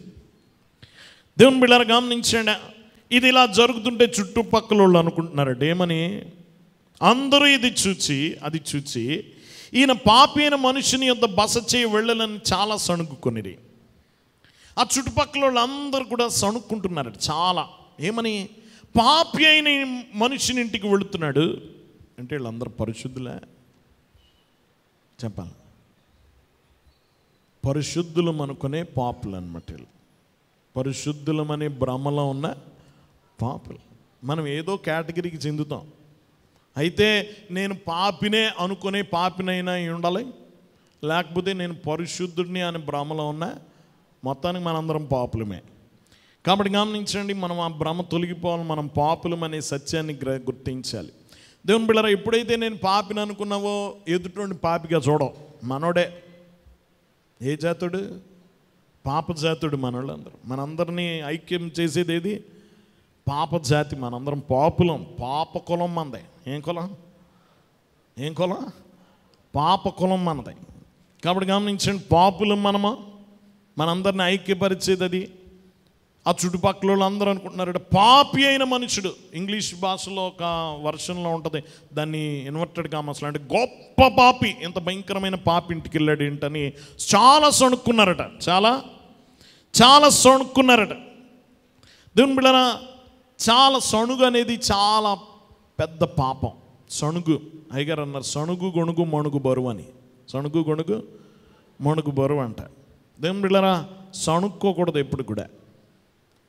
మనకి చాలా అలవాటు అది. వెళ్ళిపోయి ఆ ఇంటికి వెళ్ళాడు, యేసు ప్రభు అని తిట్టుకుంటున్నారు. ఇలాంటి వాడి ఇంటికి వెళ్ళాడు, ఇలాంటి వాడి ఇంటికాడ భోజనం చేయడానికి వెళ్ళాడు. దేవుని బిడ్డలారా, గమనించండి, ఇది చాలా బాధ చాలా మందికి. యేసు తమ ఇంటికి రాకపోయినా పర్లేదు, ఆడింటికి వెళ్తే చాలా బాధ కొంతమందికి. మనకి కొంతమంది చాలా అసూయ ఉంటుంది. యేసు ప్రభు ఒక ఉపమానం చెప్పాడు. ఒకడట, ఉదయాన్నే ఒక యజమాని తన తోటలో పనిచేయమని కొంతమందిని పిలిచాడట. వాళ్ళకి ఇంత ఇస్తానన్నట. వాళ్ళందరూ వచ్చి పొద్దున్నే 9ంటికి పని చేయడం మొదలుపెట్టారట. మధ్యాహ్నం వెళ్ళాడట. ఇంకొంతమంది ఖాళీగా ఉంటే వాళ్ళందరినీ అంతే సొమ్ముకి మళ్ళీ పిలిచాడట. పొద్దున్నే ఎంత సొమ్ము కొప్పుకున్నాడో అంత సొమ్ము ఇస్తానని కొంతమందిని తీసుకొచ్చాడట. మళ్ళీ వెళ్ళాడట. సాయంకాలం మళ్ళీ కొంతమందిని తీసుకొచ్చాడు. 1 గంటలో పని అయిపోద్దనగా ఇంకొంతమందిని తీసుకొచ్చి అందరికి ఒకటే సొమ్ము ఇచ్చాడట. ఇచ్చినప్పుడు ఈ పొద్దున్నే వచ్చారు చూసి వాళ్ళకి చాలా బాధ వచ్చిందట. వాళ్ళు వచ్చి, మేము పొద్దున్నుండి కష్టపడితే మాకు ఎంత ఇచ్చావో 1 గంట ముందు వచ్చినోడికి అంత ఇచ్చావు, ఇది ఎందుకు ఇలా అని చాలా బాధపడిపోయారట. ఆయన అన్నట్ట, నీకు ఇస్తానన్నంత సొమ్ము ఇవ్వలేదా అన్నట్ట. ఇచ్చావు నాకు. మరి అతనికి ఇచ్చినందుకు నేను మంచివాడిని అయినందుకు నీకు ఎందుకు కోపం వస్తుంది అన్నట్ట.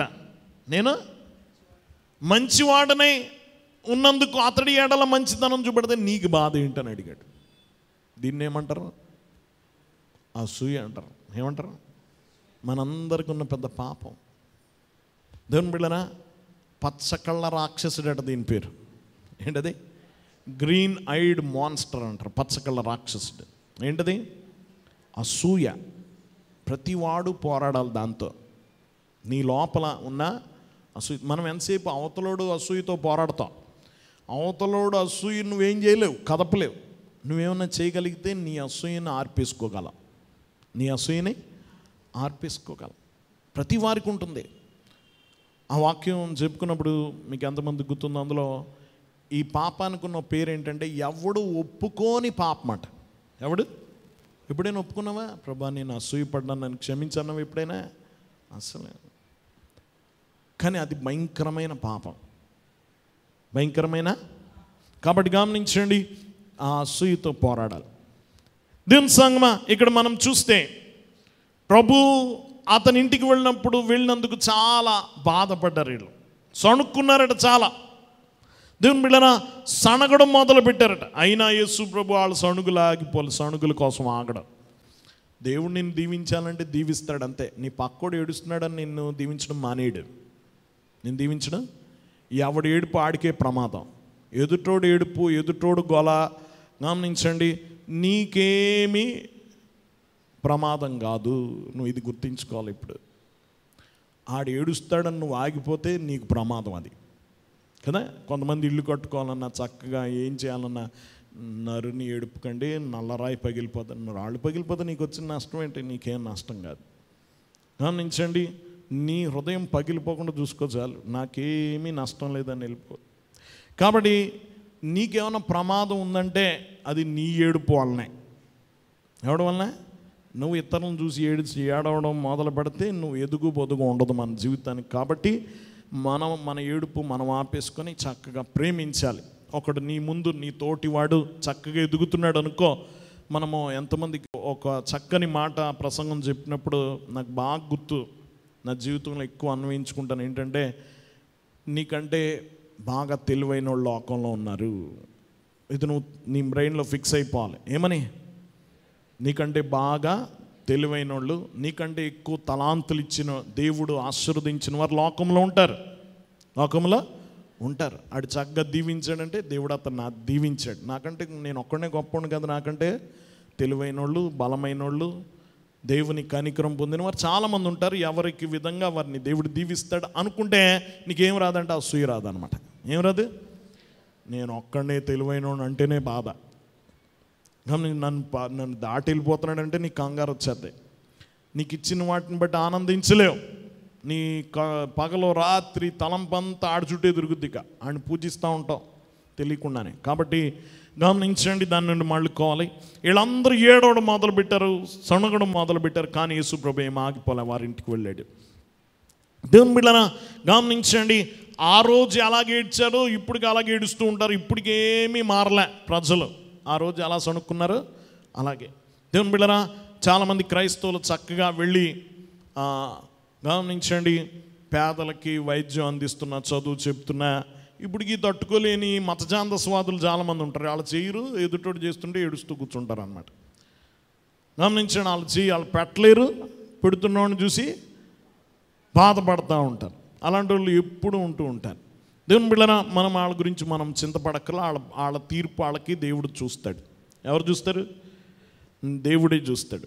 అయితే వారికి ఉన్న సమస్య ఏంటంటే, జక్కయ్య చెట్టెక్కినప్పుడు మోసగాడై ఉండొచ్చు, చెట్టెక్కినప్పుడు దుర్మార్గుడై ఉండొచ్చు, దోచుకునేవాడై ఉండొచ్చు. కానీ దిగినప్పుడు మారిపోయాడు. కొత్త జక్కయ్యన. ఇతని ఆత్మీయ జీవితం మారిపోయింది. వారు ఇంకా అలాగే చూడటం మొదలుపెట్టారు.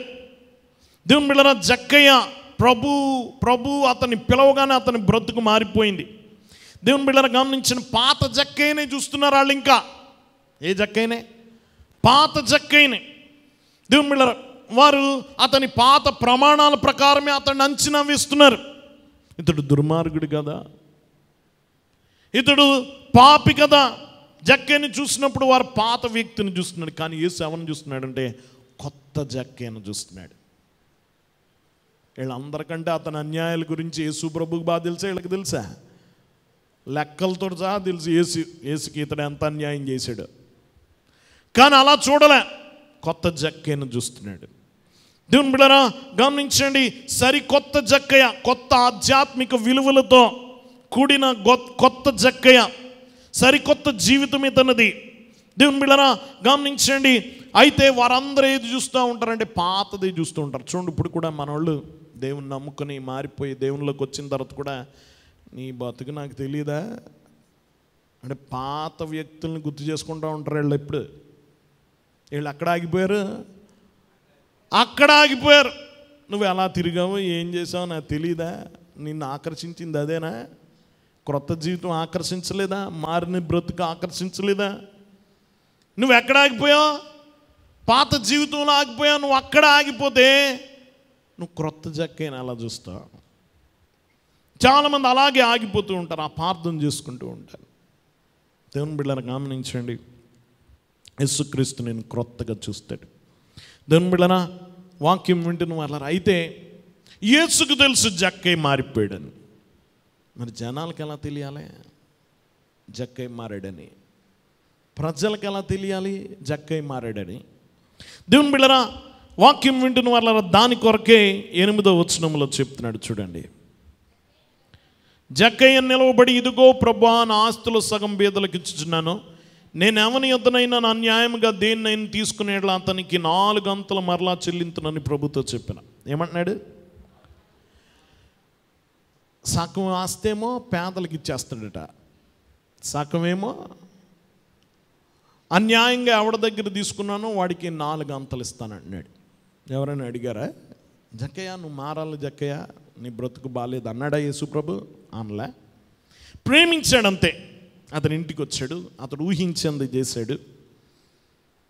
గమనించండి, సమానంగా అందరిని ఎలా ప్రేమించాడు అలా ప్రేమించాడు, ప్రేమ రుచి చూపించాడు అంతే.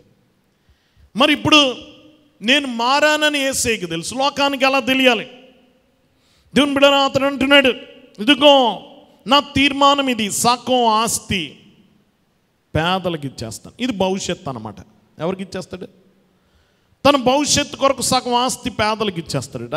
సగమేమో నాకు అన్యాయంగా ఎవడెవడ దగ్గర తీసుకున్నానో వాడికి 4 రెట్లు ఎక్కువ ఇచ్చేస్తాను. తన భవిష్యత్తు మార్చేసుకున్నాడు, తన గతం కూడా మార్చేసుకున్నాడు. తన గతం కూడా ఎవడెవడ దగ్గర అన్యాయంగా తీసుకున్నాడో వాడికి 4 అంతలు ఇచ్చేస్తే ఒక రకంగా తన పాత జీవితంలో ఉన్న డాగులన్నీ తుడిచేసుకున్నాడా లేదా? చెప్పాలి. తన తప్పులన్నీ దిద్దేసుకున్నాడా లేదా? ఇప్పుడు భవిష్యత్తు పరిశుద్ధమైపోయింది, గతము కూడా ఏమైపోయింది? క్లీన్ అయిపోయింది అనమాట, శుద్ధి అయిపోయింది. దేవుని బిడ్డలారా గమనించండి, అతడు ఎంత చక్కగా ప్రభా సగం ఆస్తి పేదలకి సగం అన్యాయంగా తీసుకున్న వాడికి అన్నాడు. ప్రభా నువ్వు వచ్చావు నా ఇంటికి, ఇక్కడి నుంచి గుడికి క్రమంగా వెళ్ళిపోతానన్నాడా? అనలేదు. ప్రభా నువ్వు నా దగ్గరికి వచ్చావు కదా, ఇక ముందు నేను దశమం కరెక్ట్గా ఇచ్చేస్తానన్నాడా? అనలేదు. ప్రభా ఇంకెప్పుడు ఏ స్త్రీ వెనక నేను తిరగనన్నాడా? అనలేదు. నేను ప్రభా నేను మద్యం మానేస్తానన్నాడా? అనలేదు. అతని సమస్య అది కాదు కదా, అతని సమస్య డబ్బు. ఇతన్ని దేన్ని బట్టి అందరు ద్వేషించారు? ఇతడు డబ్బు దోచుకుంటాడు, మా డబ్బు అన్యాయంగా దోచుకున్నాడు, ఇతడి మీద ఉన్న నేరం అదే. దేవుని బిడ్డలారా గమనించండి, అతడు ఏ బలహీనత దగ్గర అందరూ అతన్ని తప్పు పడుతున్నారో అక్కడి నుంచే మార్పు తెచ్చుకున్నాడు. ఒకవేళ నువ్వు రక్షణ పొందకముందు నువ్వు ఒక తాగుబోతుడువా, నేను ప్రభా గుడికి తలబట్టలు వేసుకొని వచ్చేస్తాను, విందు తీసుకుని వెళ్ళిపోతాను, మిగతా 6 రోజులు బాటిల్ పెట్టుకుంటానంటే నువ్వు మారినట్ట. లోకం ఏం గుర్తించదు. లోకం మారాలంటే ఆ రోజు నుంచి నువ్వు మందు మాని నువ్వు మారాని వాళ్ళకి గుర్తిస్తారు. ఎవరు గుర్తిస్తారు? నువ్వు ఎక్కడ బలహీనుడు అక్కడి నుంచే మార్పు మొదలెట్టాలి. అంతకుముందు నువ్వు స్త్రీల వెనకాల తిరుగుతూ వ్యభిచారిగా ఉన్నావా, అది వదిలే, ఆ జీవితాన్ని ముగించే. ఇదిగో అక్కడి నుంచి మార్పు చూపించప్పుడు లోకం నమ్ముద్దేమని నువ్వు మారావని. అంతకుముందు దెబ్బలాడుతున్నావా, భయంకరమైన బూతులతో దెబ్బలాడుతున్నావా, కయ్యానికి కాలు దూకుతున్నావా, ప్రతి గొడవకు ముందుంటున్నావా? ఆ రోజు నుంచి సమాధానంగా నువ్వు ఉండు, ఏ గొడవకు వాళ్ళకు నువ్వు మౌనంగా ఉండు, మర్యాదగా మాట్లాడు, పరిశుద్ధమైన మాటలు మాట్లాడు, నువ్వు మారావని లోకం నమ్ముద్ది. నువ్వు నీ బలహీనత ఏదో అదే మార్చుకొని చూపించు లోకానికి. నువ్వు ఎక్కడ బలహీనుడు అని లోకం నిన్ను తప్పుపడుతుందో అక్కడ చూపించా. ఎందుకో తెలుసా? దేవుడు నీ విశ్వాసాన్ని చూస్తాడు, లోకం క్రియలు చూస్తుంది. లోకం ఏం చూస్తుంది? లోకానికి విశ్వాసం కనబడదు. విశ్వాసం దేవుని కన్నుకే కనబడుతుంది. అది అంతరంగా ఉంది. ఎక్కడిది? నీ అంతరంగంలో ఉన్న విశ్వాసం లోకుల దృష్టికి కనబడదు. వాళ్ళకి కనబడేది క్రియలే. నువ్వు చూపించాల్సింది క్రియల్లోనే. ఎందులో చూపించాలా? నేను అక్కడ మారాను, నా మాట తీరు మారింది. నేనే ద్వేషించేవాడిని కాదు ఇప్పుడు ఇదివరకులాగా, కోప్పడేవాడిని కాదు ఇదివరకులాగా, ఇదిగో పగబట్టేవాడిని కాదు ఇదివరకులాగా, త్రాగుబోతుని కాదు ఇదివరకులాగా. నీ పాత జీవితపు బలహీనతల దగ్గర నుండే నీ మార్పు మొదలవ్వాలి. అందుకనే ఈయన మరే మాట చెప్పలే, ప్రభా నేను మద్యం మానేస్తాను, ఈ మానేస్తాను, గుడికి సరిగ్గా వెళ్ళిపోతాను, ఇవన్నీ చెప్పలే. తను ఎక్కడ బలహీనుడని లోకం పిలుస్తుందో అక్కడే మార్పు చూపెడుతున్నాడు. నాకు డబ్బు మీద దురాశ అని లోకం నన్ను తప్పుపడుతుంది. అతని బలహీనత కూడా అదే, డబ్బు మీద దురాశ. అది వదిలేసుకున్నాడు. సగం డబ్బు పేదలకు ఇచ్చేసిన తర్వాత, సగం డబ్బు వీళ్ళకి ఇచ్చేసిన తర్వాత ఇంకా అతని దగ్గర ఏముంది? ఏముండదు. ప్రభుకి చెప్తున్నాడు, ప్రభా నువ్వు నన్ను ప్రేమించావు, నేను నిన్ను నా డబ్బు కంటే ఎక్కువ ప్రేమిస్తున్నానని ఎలా చెప్పాలి? ఇవన్నీ ఇచ్చేసి చెప్పాడు. వీటికంటే నువ్వే ముఖ్యం నాకని చెప్పాడు. నువ్వు చెప్పగలవా? నీ బ్రతుకులో నుంచి చెప్పగలవా? నువ్వు చెప్పగలవా? మంచి వ్యాపారం ఆదివారం వదిలేసి గుడికి వచ్చావా? ఏం చెప్తున్నావు తెలుసా? ప్రభా నువ్వే ఎక్కువ, నాకు నా ఉద్యోగం కంటే నువ్వే ఎక్కువ, నా వ్యాపారం కంటే నువ్వే ఎక్కువ, నా పెళ్ళిళ్ళ కంటే నా బంధువుల కంటే నువ్వే ఎక్కువ. ఆడెవడు నన్ను బాగు చేయలే, ఆ వ్యాపారం ఏమి నన్ను ఆదుకోలే. దేవుని బిడ్డలారా గమనించిన, వీటన్నిటికంటే నువ్వే ఎక్కువ అని చెప్తున్నా. నీ బ్రతుకు ద్వారా చెప్పాలది. ఎదురు చెప్తున్నాడు, నేను ఇంతవరకు డబ్బునే ప్రేమించా, కానీ ఇప్పుడు నిన్ను ప్రేమిస్తా. దానికి రుజువు ఇదిగో, రుజువులతో చూపెడుతున్నాడు. దేవుని బిడ్డలారా గమనించండి, వాక్యం వింటున్న వాళ్ళారా మరి ఏది చెప్పలే. వాక్యం వింటున్న వాళ్ళారు ఈరోజు యేసు దగ్గరికి వచ్చినప్పుడు నీ బలహీనతలు మారకపోతే నువ్వు మందిరానికి వచ్చి క్రైస్తవుడు అని పిలిపించుకోవడం వ్యర్థం. ఎవడు నిన్ను చూసి మారడం? ఎవడు నిన్ను చూసి మారడు? నువ్వు ఎదుటోడి మీద చెప్పే, ఆడి మీద ఈడి మీద మోసుకొచ్చే మాటలు మారకపోతే, ఆ బలహీనత మారకపోతే నువ్వు మందిరానికి వచ్చిన ఏ మార్పు లేదు. ఎవడిని మార్చలేవు. దేవుని బిడ్డలారా గమనించండి, నీ భవిష్యత్తులో దేవుని బిడ్డలారా గమనించండి, నీ సమస్య మారకపోతే, నీ బలహీనత పోకపోతే ఎవడు నిన్ను చూసి దేవుని నమ్ముకోడు. మారాలి, నీ సమస్య మారాలి. దేవుని బిడ్డలారా గమనించండి. అంతేకాదు ఇంకో మాట చెప్తున్నాడు చూడండి, ఎవరి దగ్గర నేను అన్యాయంగా తీసుకున్నానో వాడికి 4 అంతలు ఇస్తాడట. ఎన్ని అంతలా? 4 అంతలు. దేవుని బిడ్డలారా పునరుద్ధరణ లేక రెస్టిట్యూషన్ అంటారు, తిరిగి ఇవ్వడం. దేవుని బిడ్డలారా దాని పరిహారం ఏంటి? పరిహారం ఎలాగిచ్చాడు? దేవుని బిడ్డలారా సగం పేదలకు ఇచ్చేస్తున్నాను అన్నాడు, తన భవిష్యత్ ప్రణాళిక అది. 2, నాకు ఎవడు అన్యాయంగా ఎవరి దగ్గర తీసుకున్నానంటే, ఇంతవరకు ఎలా తీసుకున్నాడు అని ఒప్పుకుంటున్నాడు, అన్యాయంగా తీసుకున్నాను. ఎవరి దగ్గర ఒప్పుకొని ఉంటాడు? ఇప్పుడు యేసు ముందు ఏమో ఒప్పుకుంటున్నాడు, నేను అన్యాయంగా తీసుకున్నాను, వాళ్ళకి ఎంత చెల్లిస్తాను? 4 అంతలు. బైబిల్ గ్రంథంలో మీరు పాత నిబంధన చూడండి, నిర్గమకాండము, సంఖ్యాకాండం, లేవికాండం, ద్వితీయోపదేశకాండం చదవండి. సమాజంలో జరిగే తప్పులకి పరిహారం ఎలాగా అంటే చాలా చక్కగా చెప్తాడు.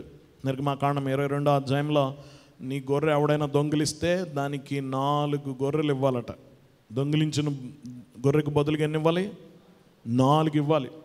ఎద్దు దొంగిలిస్తే 5 ఇవ్వాలి. ఎద్దును దొంగిలిస్తే 5 ఎద్దులు ఇవ్వాలి. కొన్నిసార్లు నీ సొమ్ము దొంగిలిస్తే దానికి 20% కలిపి ఇవ్వాలి. కొన్నిసార్లు 20%, కొన్నిసార్లు రెట్టింపు, కొన్నిసార్లు 3 రెట్లు, కొన్నిసార్లు 4 రెట్లు, కొన్నిసార్లు 5 రెట్లు. ప్రతిదానికి అంటే నువ్వు దోచుకున్న, నువ్వు దొరకగానే అది ఇచ్చేస్తే సరిపోదు. ఆ గొర్రె ఒకటి ఇస్తే సరిపోదు, నువ్వెన్ని ఇవ్వాలా? 4 ఇవ్వాలి. ఇస్తావా? మనం అనుకోవచ్చు దేవుని కృప అండి, మనం ధర్మశాస్త్రం కింద లేము, కృపాశాస్త్రం కింద ఉన్నాం, ఇవన్నీ మనకు చెల్లవు కదా అనుకుంటామేమో, తప్పించుకుంటున్నాం అంతే. మనకు నచ్చినవి తీసుకుని నచ్చని వదిలేయడానికి కుదరదు అక్కడ కదా. గమనించండి, ఇది చాలా మంచి పద్ధతి. తిరిగి ఇచ్చేటప్పుడు 4 రెట్లు, ఎంత ఇచ్చాడు? 4 రెట్లు. దేవుని బిడ్డలారా, ఎందుకు? దీనివల్ల చాలా మంచిది, నీకు 4 రెట్లు ఇస్తానంటున్నాడు. ఎందుకంటే నువ్వు 4 రెట్లు ఇచ్చినప్పుడు నువ్వేమని చెప్తున్నావంటే, నేను చేసిన తప్పిదానికి నిజంగా నేను బాధపడుతున్నానని చెప్తున్నావు. 4 రెట్లు ఇవ్వడం ద్వారా ఏం చెప్తున్నా? నేను చేసింది పొరపాటు, నేను బాధపడుతున్నాను, దొరికాను కనుక ఇచ్చేసాను కాదు. 4 రెట్లు ఇచ్చానంటే నేను అప్పుడు చేసిన పొరపాటుని నేను నిజంగా పశ్చాత్తాపడుతున్నాను దాని గురించి అని నువ్వు ఒప్పుకున్నట్టు లెక్క. రెండోది, నువ్వు 4 రెట్లు నువ్వు ఇస్తున్నావంటే దానివల్ల బాధ పెట్టిన నిన్ను ఎవరినైతే బాధ పెట్టావో దొంగిలించి వారు నిన్ను క్షమించడానికి అవకాశం ఉంటుంది. నిన్నేం చేస్తారు? మీ దగ్గర 1000 రూపాయలు ఎవడో దొంగిలించాడు, నన్ను క్షమించండి అని ఆ 1000కి ఇంకో 4000 కల్పించాడు, 5000. నువ్వు అంతను ఇంకా ద్వేషిస్తావా? చెప్పాలి, ద్వేషిస్తావా? చెప్పాలి, దొంగ అంటావా? ఒకవేళ అంతే ఇచ్చాడానికి దొంగిలించి నాకు ఇంతే ఇచ్చాడంటావేమో. 5 రెట్లు ఇచ్చాడానికి ఇంకా దొంగ అంటావా? అతన్ని ప్రేమిస్తాం, క్షమిస్తాం. దేవుని బిడ్డలారా, నువ్వు క్షమిస్తాం. ఎప్పుడైనా నువ్వు తిరిగి దొరికినప్పుడు నన్ను క్షమించనే మాటల కంటే కూడా నువ్వు చేసిన ఈ తిరిగి 4 రెట్లు ఇవ్వడం ఇలాంటివి చేసినప్పుడు ఇంకా ఎక్కువ ప్రేమిస్తారు. ఎందుకంటే అది మాటలు కాదు, క్రియల ద్వారా చూపెడుతున్నావు కనుక ప్రజలు దాన్నే నమ్ముతారు. దేన్ని నమ్ముతారు? మాటల కంటే ఎక్కువగా క్రియలు నమ్ముతారు. కాబట్టి ఒకటి, నువ్వు ఇతడు 4 రెట్లు ఇవ్వడం ద్వారా ఏం చెప్తున్నాడంటే, నేను నిజంగా బాధపడుతున్నా, నా పాత జీవితంలో నేను అలాగా దొంగతనం చేశాను, నన్ను క్షమించమని చెప్తున్నాడు. రెండోది, ఎదుటవాడు క్షమించేటట్టు 4 రెట్లు ఇస్తున్నాడు. నిజంగా ఆ 4 రెట్లు తీసుకున్నవాడు ఏం చేస్తాడు? నీ మీద నాకు ఇంకేం కోపం లేదు, ఇంకేం ద్వేషం లేదు, నీ గురించి నేను ఇంకెప్పుడు బాధపడినా అంటాడు. ఆ రోజు నువ్వు దొంగిలించినందుకు నేనేం చేయను, ఇంకేం బాధపడినాను, మనసులో ఏ బాధ ఉంచుకోడు. మూడోది, ఇంకో కారణం ఏమిటంటే, ఇలా చేయడం ద్వారా నువ్వే ఇంకోసారి తప్పు చేయవు. నువ్వే ఒకసారి దొంగతనం చేసావు, ఒక గొర్రెను 5 ఇచ్చావు గొర్రెలు, రెండోసారి మళ్ళీ చేసావు, ఇంకో 5 ఇచ్చావు, మూడోసారి చేస్తావా? ఇచ్చినప్పుడల్లా ఎన్ని ఇచ్చుకోవాలి? ఇప్పుడు లాభం గోపంలోకి వెళ్ళిపోద్ది అంటారు చూడండి. ఇప్పుడు ఏమవుద్ది? మొత్తం ప్రతిసారి ఎన్ని వెళ్ళిపోతున్నాయి? ఇంకో 4 ఇంకోసారి చేస్తావా? నీలోనే మార్పు వచ్చేస్తుంది. గమనించిన, అందుకనే ఎన్ని రెట్లు ఇచ్చాడు? 4 రెట్లు. ఇప్పుడు ఈ పరిహారము నీకు చాలా ఎక్కువ ఖర్చు అయిపోద్ది కనుక నువ్వు ఎలాగైనా మారుతావు, అంతే, ఎలాగైనా మారుతావు. అది నీకు మంచిది. దేవుని బిడ్డలారా, గమనించండి, వాక్యం వింటున్న వాళ్ళారా, స్వచ్ఛందంగా ఇచ్చాడు, ఎవరు అడగలేదు అతన్ని, స్వచ్ఛందంగా ఇచ్చేసాడు 4 రెట్లు.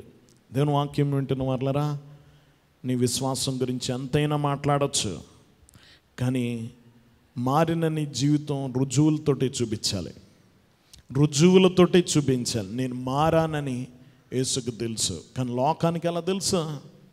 నా రుజువులు, నా జీవితంలో కలిగిన మార్పులు. దేవుని వాక్యం వింటున్న వాళ్ళారా, ఇందాక చెప్పుకున్నా, విశ్వాసాన్ని దేవుడు మాత్రమే చూడగలడు, కానీ నిన్ను చూచి నమ్మాలి, నిన్ను చూచి ప్రజలు మారాలి అంటే నువ్వు లోకంలో ఏ బలహీనత దగ్గర తప్పిపోయావో అక్కడ నుంచే నువ్వు పునరుద్ధరించబడాలి, అక్కడి నుంచే దిద్దుబాటు కలగాలి, అక్కడి నుంచే మార్పు కలగాలి. దేవుని బిడ్డలారా, ఇది 4వదిగా మనం చూస్తున్నాం. 5వదిగా చదువుకుందాం, 9వ వచనం.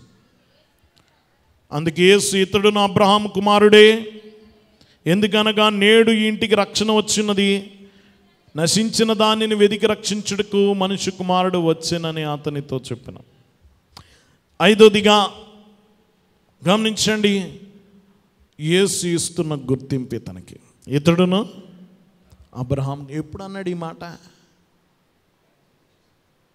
ఇతడు లేచి నిలబడి మాట్లాడిన తర్వాత నేను సగం ఆస్తి పేదలకు ఇస్తాను, సగం నేను అన్యాయంగా తీసుకున్న వాడికి 4 రెట్లు ఇస్తాను అన్న తర్వాత ప్రభు ఏమంటున్నాడు? ఇతడును అబ్రాహాము కుమారుడే. అబ్రాహాము కుమారుడే. ఈ మాట ప్రజలు వింటే ఇంకా కోపం ఎక్కువైపోద్ది. ఈ దుర్మార్గుడు, ఈ మోసగాడు, ఈ జక్కయ్య అబ్రహాం కుమారుడా? మేము అబ్రహాము కుమారులు అని చెప్తారు. అబ్రహాము కుమారుడు అనబడ్డం బర్త్ సర్టిఫికేట్ని బట్టి కాదు, విశ్వాసాన్ని బట్టి. దేని బట్టి? నేను అబ్రహాము సంతానంలో పుట్టడం బట్టి అబ్రహాము కుమారుడిని కాను. అబ్రహాము విశ్వాసాన్ని పుణికిపుచ్చుకోవడాన్ని బట్టి నేనేమవుతాను? అబ్రహాము వారసుని అవుతాను కదా. ఈరోజు ఇశ్రాయేల్ దేశంలో అందరూ మా తండ్రి అబ్రహాం అని చెప్తారు. ఇష్మాయిలీలు కూడా ఏం చెప్తారు? మా తండ్రి అబ్రహాం అని చెప్తారు. కానీ నిజంగా వాళ్ళిద్దరికీ ఆయన తండ్రి కదా, మనకు తండ్రి. ఎందుకంటే అబ్రహాం ఎవరికి తండ్రి? విశ్వాసులకి తండ్రి. విశ్వాసులని పిలువబడేవారు మనం కదా. కాబట్టి గమనించిన అబ్రహాము కుమారుడే అంటున్నాడు. ఇతనింటికి రక్షణ వచ్చింది, ఇతనింటికి రక్షణ వచ్చింది అంటున్నాడు. వాక్యం వింటున్న వాళ్ళరా, నిజంగా ఆ రోజు ఆ మాట ఎరుకోలో పెద్ద పెద్దోళ్ళు వింటే ప్రభువా ఇతడు అబ్రహాము కుమారుడా అని చాలా విభేదించేవారు. కానీ విశ్వాసాన్ని బట్టే పరిగణిస్తాడు నేను అబ్రహాము కుమారుడని. గమనించిన యేసు ప్రభు అన్నాడు, యోహాను కూడా అన్నాడు, ఈ అబ్రహాము కుమారులు ఏమన్నాడు తెలుసా? సర్ప సంతానం అన్నాడు. మీ తండ్రి అబ్రహాం కాదు, పాము. మీ తండ్రి ఎవరు? పాము, సాతాను బిడ్డలు మీరు అన్నాడు. మనము అబ్రహాముకు నమ్మిన మనము ప్రభునందు ఏం కలుగున్నా? విశ్వాసం కలిగిన. ఈ విశ్వాసం బట్టే మనల్ని ఏమని పిలుస్తాడు? అబ్రహాము బిడ్డలు అని పిలుస్తాడు. వాక్యం వింటున్న వాళ్ళరా, చివరిగా ఒక మాట అంటున్నాడు, నశించిన దాన్ని వెతికి రక్షించుటకే మనుష్య కుమారుడు వచ్చాడట. ఎందుకు వచ్చాడు? నశించిన దాన్ని వెతికి రక్షించడానికి యేసు వచ్చాడు. యేసు ఎందుకు వచ్చాడు చెప్పండి? ఎందుకు వచ్చాడు చెప్పాలి? నశించిన దానిని వెతికి రక్షించడానికి వచ్చాడు. సంఘం ఎందుకు వచ్చిందో తెలుసా? ఇందుకే వచ్చింది.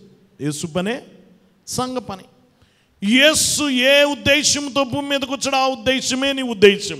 నువ్వు కూడా నశించిన దాన్ని వెతుక్కుంటూ వెళ్ళాలి, రక్షించాలి. నశించిన దాన్ని వెతుక్కుంటూ వెళ్ళాలి, రక్షించాలి. ఇది నీ పని. రక్షించినోడిని రక్షించక్కర్లే కదా. రక్షించినోడిని రక్షించాలా? మునిగిపోతున్నోడిని పైకి లేపుతావా? పైన ఉన్నోడిని, పైన ఆల్రెడీ ఎక్కేసినోడిని లేపుతావా? ఎవడికి కావాలి నీ చెయ్యి? ఎవడికి అందించాలి నీ చెయ్యి? మునిగిపోతున్నాడికి. ఈరోజు పెద్ద సమస్య ఏంటో తెలుసా? సంఘాలన్నీ శుభ్రంగా ఒకటి రక్షించేసినోడిని రక్షించేద్దామని తయారైపోతున్నారు చాలామంది. గమనించిన గుళ్ళో ఉన్న వాళ్ళందరినీ పిలిచి నింపేసుకున్నారు వాళ్ళ గుళ్ళు. వాళ్ళకి అక్కర్లే, వాళ్ళని రక్షించక్కర్లే. ఎవరికి కావాలా? నశించిపోతున్నారు లోకంలో. వాళ్ళ దగ్గరికి వెళ్ళాడు యేసుప్రభు. అక్కడికి వెళ్ళాడు. ఎక్కడికి వెళ్ళాడు? యేసుప్రభు ఎరుకోకు వెళ్ళాడు. ఎక్కడికి వెళ్ళాడు? ఎరుకోకు వెళ్ళాడు. అక్కడ సునగోగులు ఉన్నాయి, అక్కడికి వెళ్ళాడా? వెళ్ళలేదు. శిష్యులైన వారు ఉన్నారు, అక్కడికి వెళ్ళాడా? అక్కడికి వెళ్ళలేదు. ప్రవక్తల పాఠశాల ఉంది, అక్కడికి వెళ్ళాడా? వెళ్ళలే. యేసు ఎక్కడికి వెళ్ళాడు తెలుసా? ఆ పట్టణంలో కల్లా అత్యంత ఘోర పాపి ఇంటికి వెళ్ళాడు. ఎవరింటికి వెళ్ళాడు? ఈరోజు ఒకవేళ ఇరుక్కో వదిలేయండి, మన గుడి వచ్చారనుకోండి, యేసుప్రభు ఏ గుడికి వెళ్తాడు చెప్పాలి? ఏ చర్చికి వెళ్తాడు యేసుప్రభు? వాళ్ళు చర్చికి వెళ్ళడా. ఎక్కడికి వెళ్తాడు తెలుసా? నశించిపోతున్న ఆత్మలను వెతుక్కుంటూ వెళ్తాడు. హాస్పిటల్స్లో పడున్న అన్య రోగుల కొరకు వెళ్తాడు. గమనించండి, అప్పుల బాధల్లో కొట్టుకుంటున్న వాళ్ళ దగ్గరికి వెళ్తాడు. మద్యం మత్తులో పడిపోయి రోడ్డు మీద దొర్లాడుతున్న వారి దగ్గరికి వెళ్తాడు. గమనించండి, ఎదుగో అనాథల దగ్గరికి వెళ్తాడు, అభాగ్యుల దగ్గరికి వెళ్తాడు, ఏడుస్తున్న వారి దగ్గరికి వెళ్తాడు. దేవుని బిడ్డలారా, అలాంటి వారి దగ్గరికి వెళ్తాడు. నువ్వెక్కడికి వెళ్తా? మనం అన్ని శుభకార్యాలకి, పెళ్ళిళ్ళకి చక్కగా తయారయ్యి వెళ్తాం తప్ప చక్కగా వేదనలో జబ్బులో ఉన్నవారింటికి వెళ్తామా? తల తిప్పుకొని వెళ్ళిపోతూ ఉంటాం. దేవుని బిడ్డలారా, వాక్యం వింటున్న వాళ్ళరా, యేసు ఎలా నడిచాడు అలా నడవడం మన పని. యేసు యొక్క పనే మన పని. యేసు ఎలా నడిచాడు అలా చేయడం. యేసు నశించిన దాన్ని వెదికి రక్షించడానికి వెళ్ళాడు. నువ్వు కూడా దీనికి వెళ్ళాలి, వెదికి రక్షించడానికి వెళ్ళాలి. దేవుని వాక్యం వింటున్న వాళ్ళరా, జాగ్రత్తగా గమనించండి. ఈరోజు యేసు ఎక్కడ కనుగొనగలం యేసునంటే ఇలాంటి జక్కే లాంటి ఇళ్లలోకి వెళ్తాడు. యేసు అవసరతలో ఉన్నవారికి, యేసు కొరకు ఎదురు చూస్తున్నవాడు ఇంటికి వెళ్తాడు యేసు. దేవుని బిడ్డలారా, ఈరోజు మనం కూడా అదే పని మీద ఉండాలి. ఈరోజు 5 విషయాలు మనం ధ్యానం చేసుకున్నాం. 1, గమనించండి, నీ డబ్బుతో అన్నీ కొనలేవు. జక్కయ్యకి అన్నీ రాలే, గౌరవం లేదు, మర్యాద లేదు, సమాధానం లేదు, సంతృప్తి లేదు. డబ్బు అన్నీ కొనలేదు. నువ్వు గుర్తించుకోవాల్సిన మొదటి పాఠం. 2వదిగా, యేసు కొరకు ఆకలితో ఉన్న హృదయాలకి కొరత లేదు. యేసు కొరకు ఆకలితో ఉన్న హృదయాలకి కొరత లేదు. నువ్వు అనిపించవచ్చు, అయ్యో యేసు కొరకు ఎవడు ఎదురు చూడలేదని. చాలామంది ఎదురు చూస్తున్నారు. యేసు కొరకు దప్పికతో ఉన్న ఆత్మలు ధనవంతుల ఇళ్లల్లో ఉన్నాయి, పేదల ఇళ్లల్లో ఉన్నాయి. గమనించిన అన్ని చోట్ల ఆయన కొరకు ఎదురు చూస్తున్న హృదయాలు ఎదురు చూస్తున్నాయి. మనం ఇది గుర్తించాలి. 3వదిగా గమనించండి, యేసు రక్షణను సులభతరం చేశాడు. ఏం చేశాడు? సులభతరం. కేవలం ఒక పిలుపుతో రక్షించేశాడు. కేవలము చిన్నగా స్పందించడం, సానుకూలంగా స్పందించాడు. ఆ పిలుపుకు లోబడి చక్కగా తన ఇంటికి ఆహ్వానించడంతో తన ఇంటికి రక్షణ తెచ్చేసుకున్నాడు. చాలా సులభంగా. ఇది 4వది. 5వదిగా గమనించండి, ప్రభు కొరకు, ప్రభు మీద ఉన్న ప్రేమతో డబ్బు మీద ఉన్న ప్రేమ వదిలేశాడు. డబ్బు విడిచిపెట్టేశాడు. పేదలకు ఇచ్చాడు, అన్యాయంగా తీసుకున్న వారికి ఇచ్చేశాడు. యేసును ప్రేమిస్తే యేసు కంటే ఎక్కువగా దేన్ని ప్రేమించుకో. నువ్వు యేసును ప్రేమిస్తున్నాను అనడానికి నువ్వు దేని మీద ప్రేమ ఉందో అది వదిలేసుకో. దేవుని బిడ్డలారా, ఇది 4వది. 5వదిగా, యేసు నిన్ను అబ్రహాము కుమారుడని ఆయన బిరుదిస్తాడు. ఎవరిస్తారు? నీ ఇంటికి రక్షణ వచ్చిందని ఆయన బిరుదిస్తాడు. నిన్ను తన బిడ్డగా ఆయన చేర్చుకుంటాడు. దేవుని బిడ్డలారా, నువ్వు కూడా అదే పని మీద ఉండు. నశించిన దాన్ని వెతుక్కుంటూ వెళ్ళు. యేసు ఎలాగ వెళ్ళాడు అలాగే వెళ్ళు. నమ్మినోళ్ళు మనకు అక్కర్లే, బుట్టలో ఉన్న చేపలు మనకు అక్కర్లే, సంఘంలో ఉన్న విశ్వాసులు మనకు అక్కర్లే, ఎవడు గుడికో మనకు అక్కర్లే. గమనించండి, ఈరోజు ఎగరలేని వాటికి ఎగురుతూ ఉంటారు చాలామంది. దేవుని బిడ్డలారా, ఈ సంఘంలో ఉన్నవారిని చూడరు కానీ ఎదుటి సంఘాలలో ఉన్న వారి కొరకు చాలా వెంపర్లాడేవారు చాలామంది ఉంటారు. దేవుని బిడ్డలారా, ఈరోజు చాలా ప్రాముఖ్యమైన విషయం అదే. నీ సంఘము, నువ్వు రక్షింపబడ్డా. మన చూపు ఆళ్ళ చూడొద్దు. అలాంటి దుర్బోధకులు, డబ్బు మీద వ్యామోహంతో పరుగులెత్తేవారు మనకు అక్కర్లే. మనకు ఆత్మలు కావాలి. నశించిపోతున్నారు వారు, నరకంలోకి జారిపోతున్నారు. నీ చిన్న మాటతో వారిని రక్షించవచ్చు, చిన్న ఆహ్వానముతో వారిని పరలోకానికి చేర్చవచ్చు, చిన్న స్వార్థ సందేశంతో వారు చేయి పట్టుకుని పైకి లాగొచ్చు. దేవుని బిడ్డలారా, యేసు చేసిన పని మనము చేద్దాం. యేసు యొక్క అడుగు జాడల్లో నడుద్దాం. యేసు యొక్క అనుచరులం అనిపించుకుందాం. యేసు పనే మన పనిగా చేద్దాం. అలాంటి ధన్యత ప్రభు మనెల్లరికి అనుగ్రహించును గాక. ఆమేన్. మోకరించుకుందాం. దయనిధి, ప్రేమ స్వరూపుడా, మహోన్నతుడా, కృప కలిగిన దేవానికి అనేక వందనాలు. నీ వాక్యముల నుండి మాతో మాట్లాడో, ప్రతి మాట మా జీవితంలో ఫలింపచేయము. దేవా, మా మీద నీ ఉచిత కృప కుమ్మరించావు. మా కొరకు రక్షణ ఎదురు తెచ్చావు. అనర్హులము మాకు నీ ఉచిత కృపను మాకు పిలిచి మరీ ఇచ్చావు. మేము రక్షింపబడ్డాం, కారణము నీ కృప.